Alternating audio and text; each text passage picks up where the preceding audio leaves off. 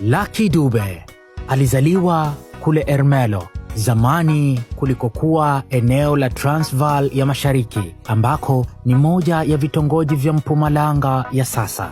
Lucky Dube alizaliwa Agosti 3 mwaka 1964. Kwa bahati mbaya, hata kabla ya kuzaliwa kwake, Lucky Dube wazazi wake walitengana.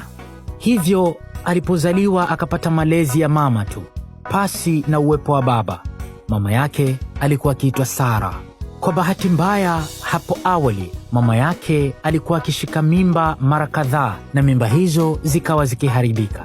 Lakini baadaye ikawa miujiza, akashika mimba na hata kupata mtoto.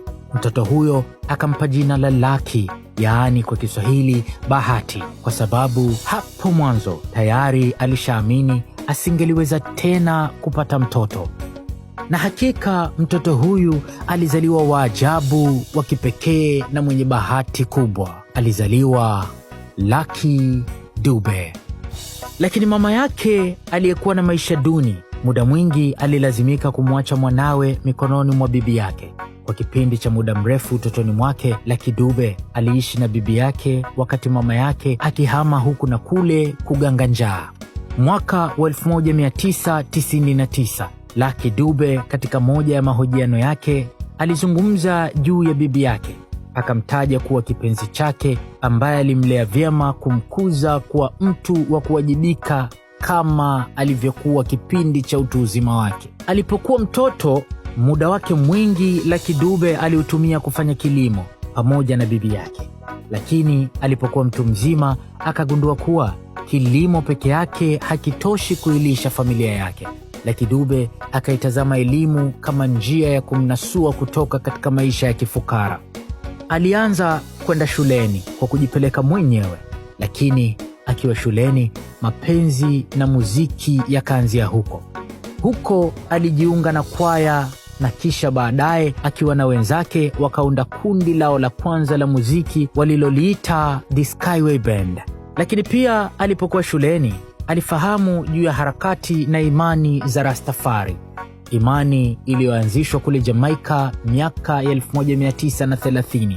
Rastafari inarejelea imani zao ambazo zinategemea ufafanuzi maalumu wa Biblia, wanaita Rastology.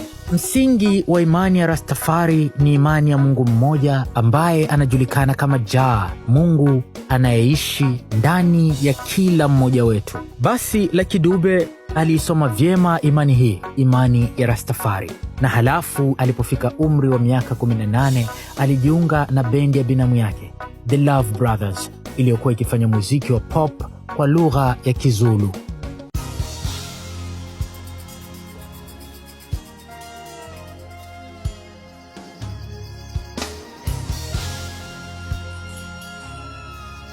Lakini kwa wakati huo wa mwanzo wa safari yake ya muziki, Lucky Dube alikuwa pia akifanya kazi ya ulinzi kwenye kampuni moja inayofanya minada ya magari, kampuni iliyokuwa ikiitwa Hall & Cook.